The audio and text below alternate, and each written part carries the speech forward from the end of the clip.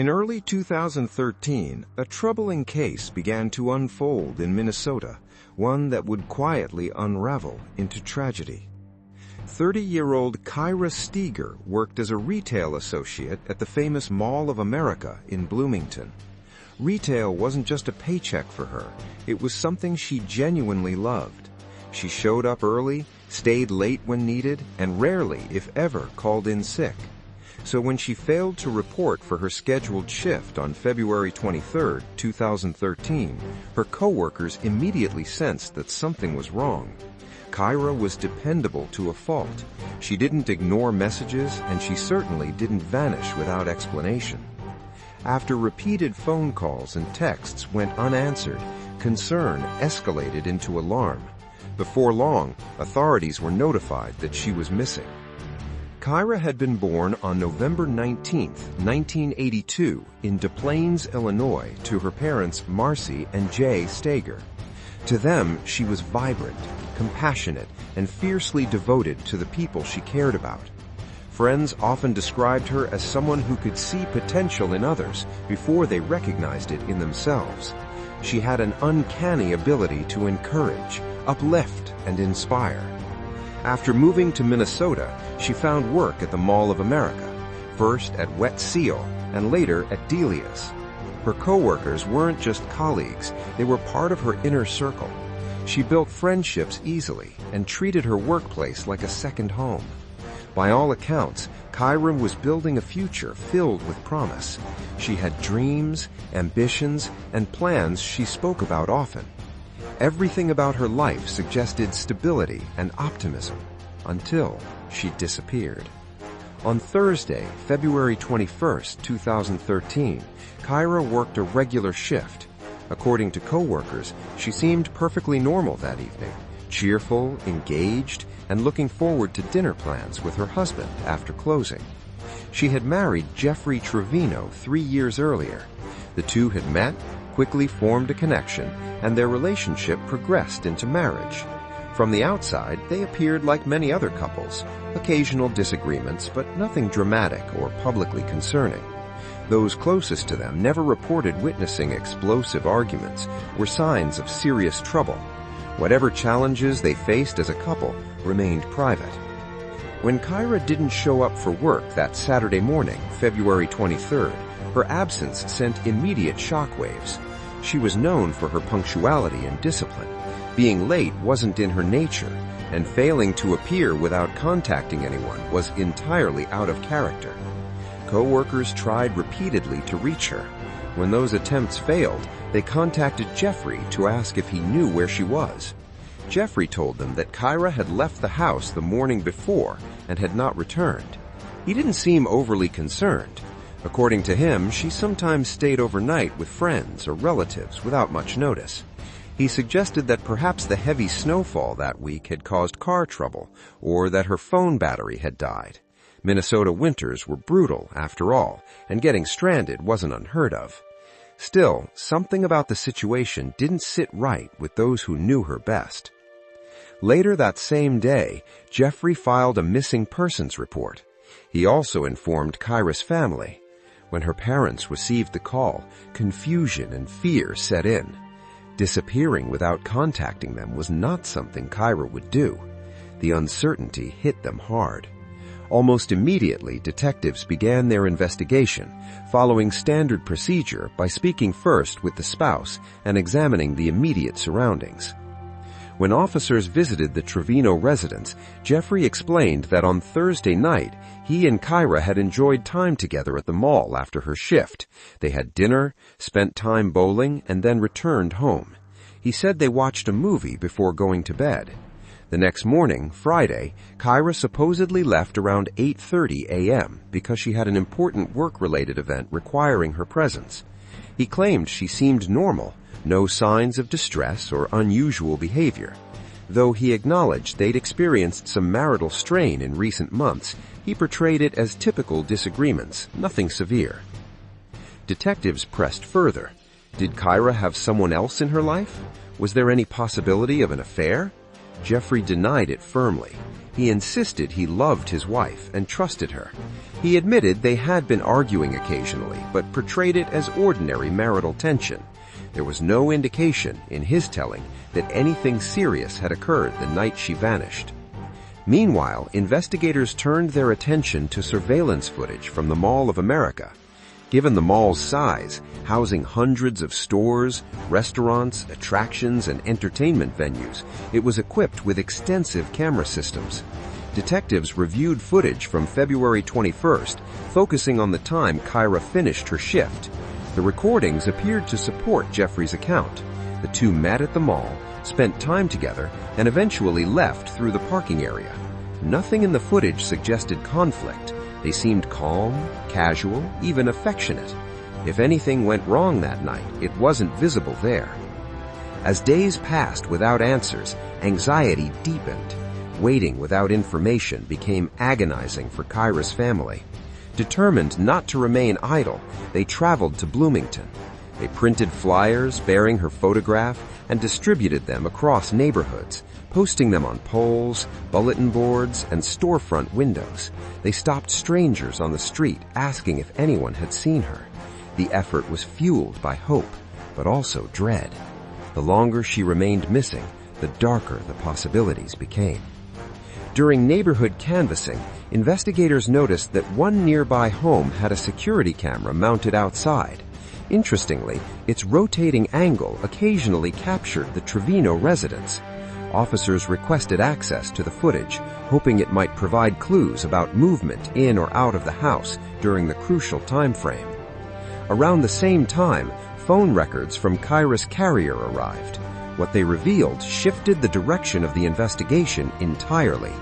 Kira had been in frequent contact with another man, Ryan Wendt, a manager affiliated with the same retail chain where she worked. The communication between them was extensive and emotionally intimate.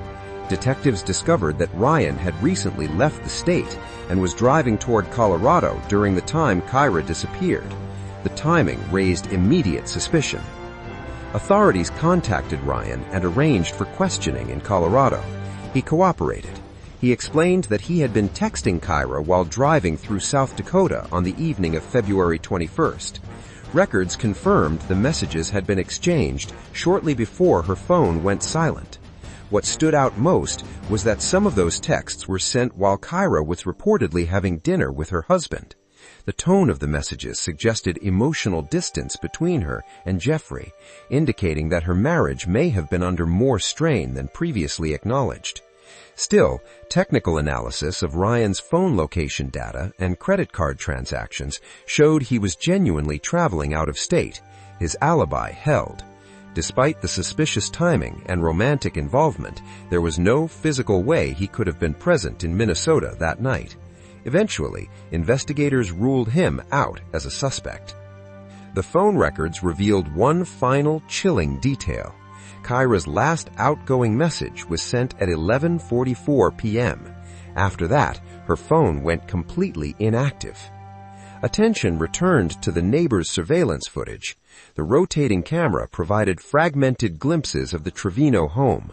Around 2 a.m., investigators noticed something unusual. Kira's vehicle appeared to back into the driveway. Because of the camera's constant movement and grainy quality, the exact actions were difficult to interpret. Shortly afterward, the car left again. Jeffrey later claimed he had taken her vehicle to fill it with gas at her request. Indeed, surveillance confirmed he was at a gas station around 3:30 a.m. That part of his story checked out. But what raised eyebrows was what happened next. After leaving the station, he didn't drive directly home. Instead, his vehicle traveled toward the highway. Where he went during that window of time was unclear. Later that morning, at 9:21 a.m., Kira's vehicle was seen leaving the residence once again. Unfortunately, due to distance and camera limitations, it was impossible to determine who was behind the wheel. 2 days after the missing persons report was filed, on February 25th, police received a call about a suspicious vehicle parked near the mall where Kira worked. Security guards had noticed the car sitting untouched in a multi-level parking structure for several days.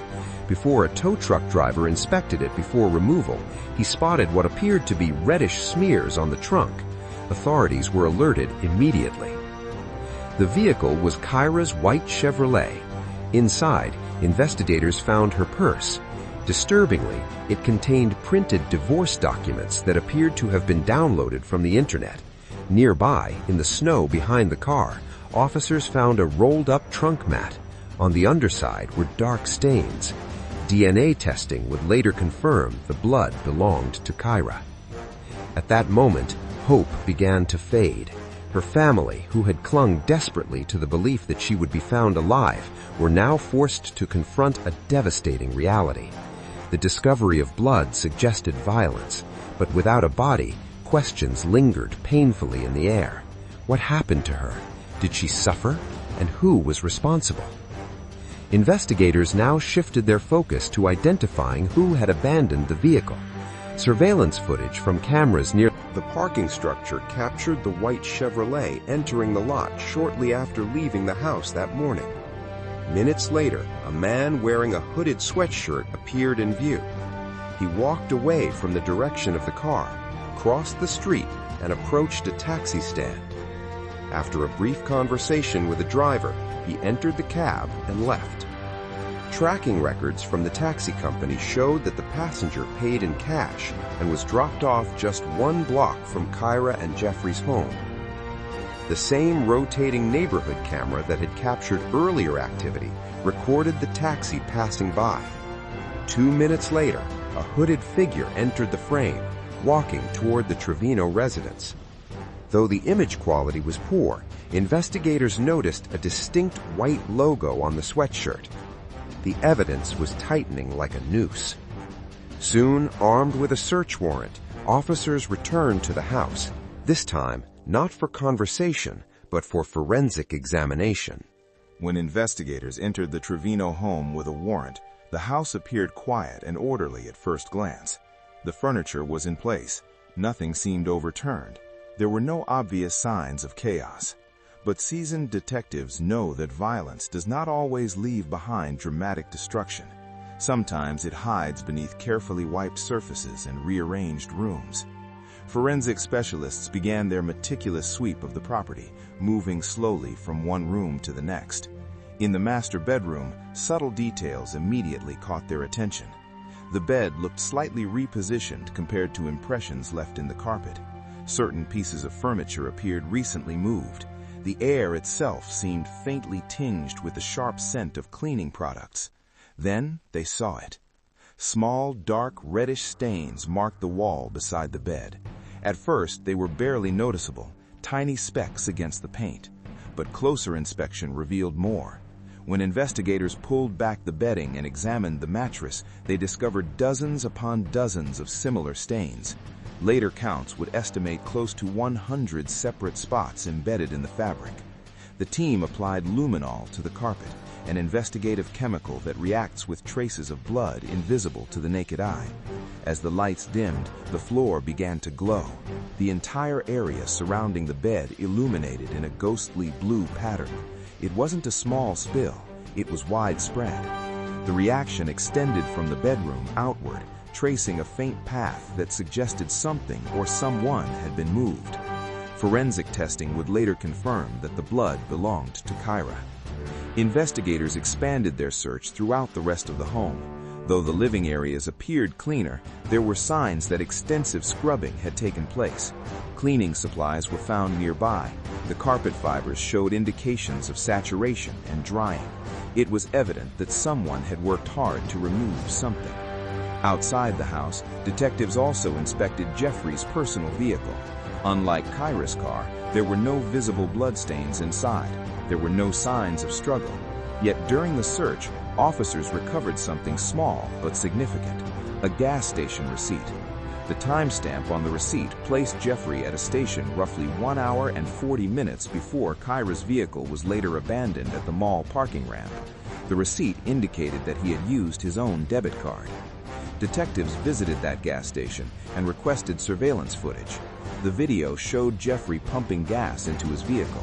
Afterward, he entered the convenience store and withdrew cash from an ATM inside. The footage clearly captured his face, and perhaps more importantly, his clothing. He wore a jacket bearing a white logo on the chest. It looked strikingly similar to the logo seen on the hooded individual captured in the mall parking lot footage. Piece by piece, the timeline was forming. Investigators now believed the sequence of events likely began sometime after Kira and Jeffrey returned home on February 21st. Based on phone data, Kira had continued texting Ryan until 11:44 p.m. After that, her phone went dark. There were no outgoing calls, no messages, no activity. Detectives theorized that Jeffrey may have discovered the ongoing communication that night.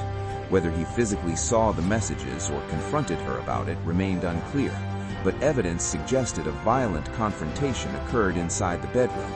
The fracture later found on Kira's index finger hinted at defensive resistance, possibly when her phone was forcibly taken from her. What followed was brutal. The blood pattern in the bedroom indicated repeated blows or impact trauma. Medical examiners would later determine that Kira suffered severe blunt force injuries to her forehead. Though the precise object used was never conclusively identified, investigators believed she was struck multiple times during a heated argument. In the aftermath, the crime scene told a grim story of concealment. Based on surveillance footage and timing, detectives theorized that around 2 a.m., Jeffrey backed Kira's Chevrolet into the yard. This may have been done to load her body into the trunk without drawing attention. The trunk mat later recovered in the snow, stained with her blood, supported this theory. After placing her body inside the vehicle, Jeffrey drove away. His confirmed stop at the gas station around 3:30 a.m. fit into this sequence. From there, instead of returning directly home, he headed toward the highway. Authorities later concluded that this drive likely led him toward a remote location where he temporarily disposed of her body. At some point during that night, investigators believed he transported her remains to the Mississippi River. But at the time, her body had not yet been located. After disposing of her body, Jeffrey returned home. Later that morning, at 9:21 a.m., Kira's vehicle was seen leaving the residence again. Investigators believed this was when he drove her car to the Mall of America parking structure to stage the scene, making it appear as though she had left for work that morning. Roughly 20 minutes later, the white Chevrolet entered the parking ramp. Shortly after, the hooded man exited the structure and walked toward a taxi stand. Taxi GPS records showed he paid in cash and requested to be dropped off near his home. The cash withdrawal from the gas station ATM earlier that morning now made sense. Once back home, detectives believed Jeffrey spent the remainder of the day attempting to eliminate evidence. The extensive cleaning in the bedroom supported this. The repositioned furniture, the chemical scent, and the luminol reactions painted a clear picture of a frantic effort to erase what had happened. Despite these mounting findings, investigators still lacked the most critical piece of evidence, Kira's body. Without it, the prosecution would face challenges. While the blood evidence strongly indicated homicide, a body would confirm cause of death and strengthen the case significantly. Meanwhile, Kira's family endured an agonizing waiting period. Weeks passed, snow still blanketed much of Minnesota's landscape, complicating search efforts. Volunteers joined law enforcement in combing through wooded areas, lakesides, and roadside ditches. Search dogs trained to detect human remains were deployed repeatedly. In late March, as temperatures slowly began to rise and snowdrift started melting, a volunteer made a disturbing discovery near Keller Lake, only a few miles from the Trevino residence. Resting near the roadside was a suspicious bag. Inside were items soaked in dried blood, a pillow, a shirt, and a bra. DNA analysis confirmed the blood belonged to Kira. The lake itself was still partially frozen, preventing a full underwater search. Divers attempted to survey beneath the icy surface, but were unable to locate human remains. The surrounding area was searched multiple times with cadaver dogs. Still, nothing was found. The absence of her body prolonged the nightmare for her loved ones. They could not bury her. They could not say goodbye. They existed in a painful space between certainty and incompleteness. Then, on May 8, 2013, nearly 2.5 months after her disappearance, a call came in to the St. Paul Police Department. A passerby reported seeing what looked like a human body floating in the Mississippi River. Officers responded immediately. What they recovered was indeed a body. There were no clothes on it. Decomposition had significantly progressed due to prolonged exposure to water. Identification was made through dental records. It was Kira. The autopsy revealed severe blunt force trauma to her forehead. Her left index finger had been fractured. Because of the condition of the remains, medical examiners were unable to determine the exact instrument used or specify a definitive cause of death beyond the trauma observed. For her family, confirmation brought both devastation and grim finality. The lingering hope, however faint, that she might still be alive was extinguished. With the body recovered, prosecutors strengthened their case against Jeffrey Trevino. In October 2013, a jury found him guilty. However, they agreed with the defense's argument that the killing was not premeditated. Instead, they concluded it occurred during a sudden and emotionally charged confrontation after Jeffrey discovered his wife's affair. Before sentencing, members of Kira's family addressed the court. Her sister, Carrie Ann, described Jeffrey as manipulative and calculated. She stated firmly that he deserved no leniency. Her mother, Marcy, spoke through heartbreak and fury, condemning the act of discarding her daughter's body into the river as though she were refuse. Her father, Jay, expressed a different but equally profound grief. No sentence, he said, would ever equal the pain inflicted on their family. No number of years could truly compensate for the life taken. In November 2013, Jeffrey Trevino was sentenced to 27.5 years in prison. He would become eligible for parole in 2031. The courtroom proceedings may have concluded, but for Kira's loved ones, the impact remains permanent.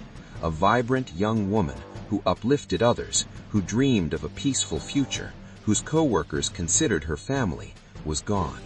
The case stands as a grim reminder of how quickly private conflict can escalate into irreversible tragedy.